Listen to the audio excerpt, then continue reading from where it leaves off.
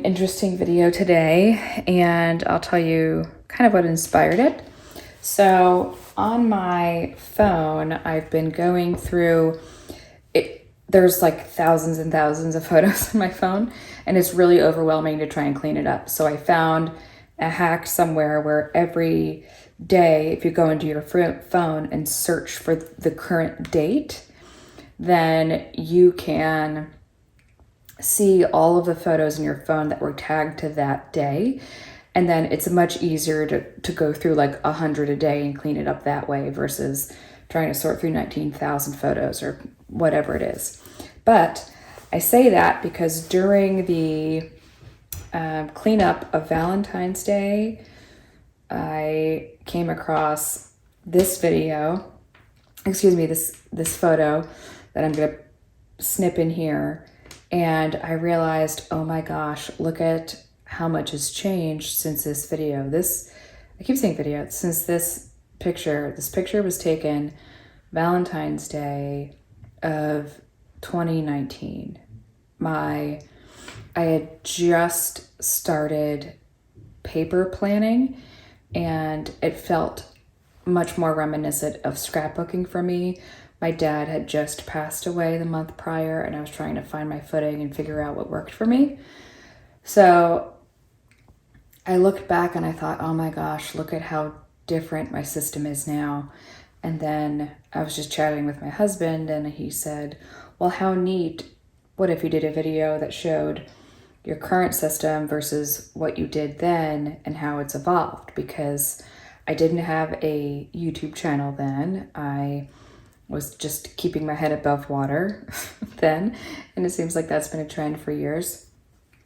But I wanted to kind of show a little bit more of the evolution. So I went to my archives and I found these.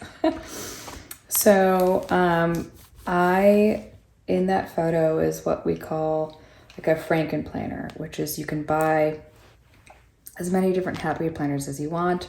And then every section was a different planner. So for me, as you can see, my system now is it looks very different, but every entity in my life has its own planner in a sense. It's just, I have found that has always worked best for me. I don't see that aspect changing even if the way I plan changes. So I thought it would be kind of fun to show that this is 6 months of planning, and this is 6 months of planning, and this is 2020 in planner form, which even just thinking about it, it's like, oh, it brings back all the feels. So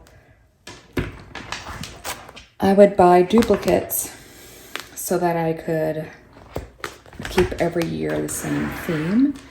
And right now it's morphed into a brain dump. Instead of a planner like this, classic happy planner, I use a B6 Sterling ink, was Nostalgia. I have a habit tracker, which we'll see. And then I have my everyday carry appointments and things like that planner. So it's still sectioned off. So I don't want to give the illusion that I don't like Frankenplan in a sense anymore, but it feels very different. And I thought maybe it would be interesting to flip through kind of how I first started to plan, a little walk down memory lane. So I used to do like goal planning this way, which is so neat to look back. I'm glad I have these: financial, relationship, wellness, fitness, work, school, family, friends. And then you can see eventually I undid a lot and made quarantine goals because that's when the pandemic kicked off. But yeah, I would just have goals this way. And now it's evolved into this goal planner, which is just really neat. When I look back, I'm really glad I found that photo and realize how far we've come. Now, also, I still have a happy planner because I'll always be at heart, I think, because it lets me to just decorate, and there's a lot of space to write, and it's pretty. It just reminds me of scrapbooking. So I have to redate that. That was from 2023. I didn't buy a new one, but I still have one. So that's how I used to do goals. Oh my goodness. And then we can see how many Januaries. I have 1, 2, 3, 4. Let's see, February's. So it looks like I used 4 happy planners at once. Yeah. So this January one was, I used to have an hourly like goal, and then I would decorate every week. But that's okay because I don't know, I really liked it. Again, it was a way to kind of work through my dad passing, and it felt very decorative. It was very calming. I was still in school, so I had, let's just see, I had a catch-all section, which was basically just tasks to do. And then I remember the planner. This was a mental health one. So I had that planner where I did like food and exercise. And then this was the journal section. And then this was work, it looks like, which is interesting. So I did keep working here. Then February, it looks like Bible verses. And then, oh, that's right, I loved the teacher layout for different sections of life. And then this was my catch-all. So this was Valentine's Day 2020, which is interesting. And I went shopping for my wedding dress with my husband that day. And I spent the morning at the doctor. It was not the best. Valentine's Day. So yeah, this was interesting how decorative it was. And then some work, school. Man, it's so interesting. But when it really started to get sideways was March. So I always planned in advance, and I got really excited. But so I interviewed for a job, I got a job offer, and I lost the job on Friday. So I was really excited. We went to pick up my wedding ring. I just got the wedding dress. Things were a little wonky, and I asked if I was going to have the job, and they pulled it the day before I started. So I put unemployed. And so this was like, I was really excited. I was really excited. You know, I got the job. I was doing well in school. I got really excited. And then this was the week off. I took a week before the job was supposed to start. And I thought it was going to be really, really great. And, you know, I went from this like a winter to spring theme. I did it all in advance. I had this week off because I thought I was starting the job, and I got the call on the 21st. Worst news ever. And I was so sick. I didn't plan the next week. So this section was just like, I was hopeful, ecstatic. I'm so angry, and I'm unemployed. I felt like life is ending. It was just so bad, and I got so excited. So just like, I remember baking a cake to celebrate that I got. Yeah, I don't know. It's so interesting to see how fast it changes. And to just give myself grace. So I remember what I did, I gave myself a week to like, not even a week. I gave myself 2 days to feel sorry for myself. I'm like, I can't stay in this headspace. It's super negative. I don't like it.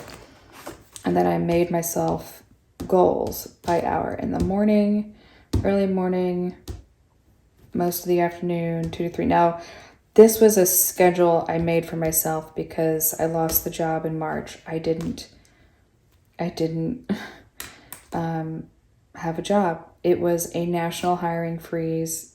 I didn't even know unemployment was a thing. Like I never tried to file, even though I had one other time where I probably could have. But because I was told I quit because I wasn't ever on a payroll, even though I had a signed contract. It was a mess. So it was really, really, really stressful. So I decided I was going to get another 2 certifications, and I was going to try and stick to a schedule. I was still in school. I still had to do well. I still made, dean's list.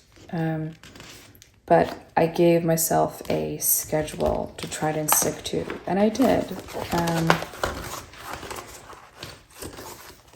And I remember not getting, like, I wasn't getting excited, or I didn't let myself get excited. Like pros of being unemployed.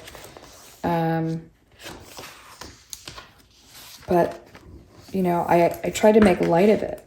This isn't December, but, apparently I used the wrong day, 90% coffee, 10% dry shampoo. I applied to so much, like just so much. Literally my life changed.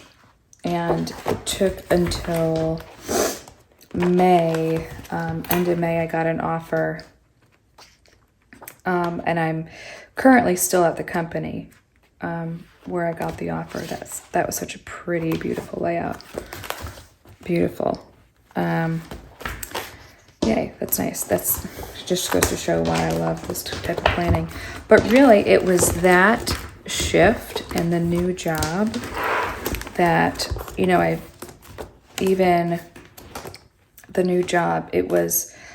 I threw everything I had into it. I threw absolutely everything I had into it. Oh, I loved that layout. I made those stickers. So threw everything I had into it, and I was working 12 hours a day. I was a contractor, so I couldn't take time off, because if I took time off, I didn't get paid.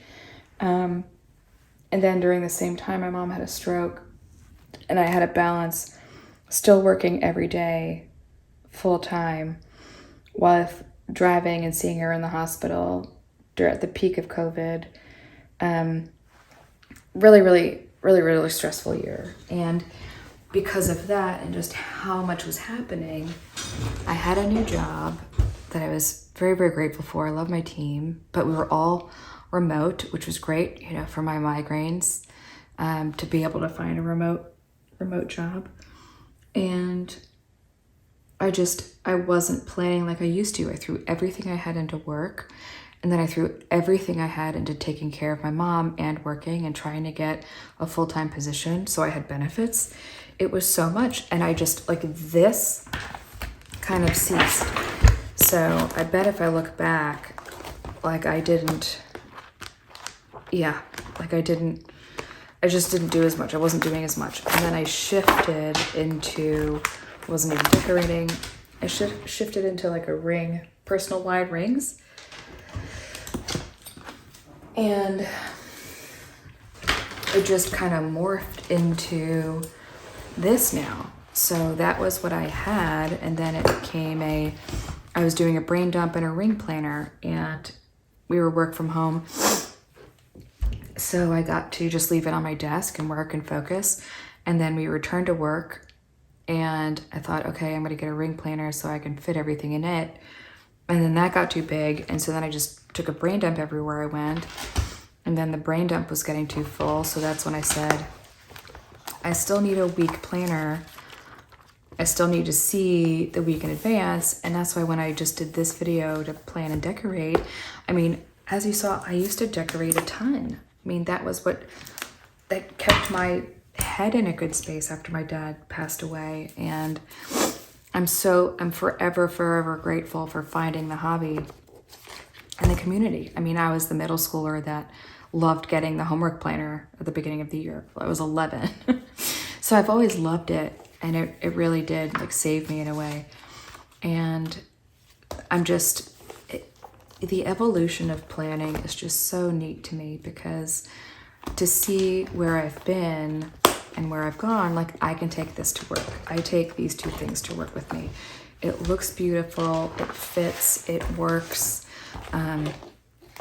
I put work things in here calendar-wise so I can know how to plan around it when I'm out making appointments, you know. But also this Brezza, it is a man's wallet. There was a comment, it's at least in the men's section, I should say, and I know I don't want that to offend anybody, but in the store, you know, until they change maybe a layout, there's clearly like women's and men's, they will split it that way. So this was not in the women's section, but I love it so much. I don't care that it's a men's wallet. I think it's beautiful. I love it. And then my Hobo Weeks is basically just become what I use to track appointments and things like that, and symptoms. I struggle with migraines and a few other things. And then this is just week over week, and you know, basically feels like it has my life in it between these two things. And then this is, you know, something I'll just be sitting on the couch or throw in my bag on the weekend. I still love this. And then my habits. So my habits line up directly with the goals. That instead of just that single page with all the goals, I now have the goal planner. And then I can take some goals and put it in the habit tracker and then work on that daily. But it's pretty wild to see the difference between, you know, when I first got my start into planning and then now. So I really hope you like this video. I hope it was inspirational for you to say, okay, I know I'm doing this, but I'd like to try this. I don't know how. Or, you know, does that size work for you for these things? And it's really a trial and error, and you don't need really expensive things to get started. There's a lot of pre-loved, there's stuff at Michael's, Hobby Lobby. Moterm is pretty inexpensive, especially if you can get a sale or you can get it on Amazon. So you can try things, especially Stalogy is like $15 sometimes. Amazon lets you do, if you have like a store card, you can do, you know, zero interest. And then Peanuts Planner Co. You can buy 3 inserts for $1 a piece and keep reprinting them. I mean, that's literally all my habit tracker is printable inserts that I just keep reusing, and I've spent maybe a total of $5 on inserts, and that $5 has lasted me 3 years. So you don't have to spend a lot of money. Even when I was using the Happy Planner all the time, I still, you know, that took some money, but saved my mental health. So for me personally, I feel like if it helps you use it, if it helps you get healthier, if it helps you reach your goals and you're doing it reasonably within a budget, you're not going crazy about it and being reasonable. And like I didn't buy this until I knew I was using the weeks regularly. I didn't buy my Gilio until I knew I was using my personal wide rings habitually. So it takes time, but the evolution of planning is something that's really, really neat to me. And I hope it helped. I hope it was inspirational. It's kind of funny to look back because it's like, oh wow, I got here in a very unique and like specific path that I didn't, you know, I never really stopped and paused and really thought about it too much. I just know it's been a really, really crazy intense period. Yeah, so that'll do it. I hope that was meaningful for you. If you feel like that would help somebody that you know, please do share. Otherwise, you know, I hope it helped you and that you give the video a like and comment. I really love hearing from you. I love your interactions. So if you have any questions, I'm happy to answer them.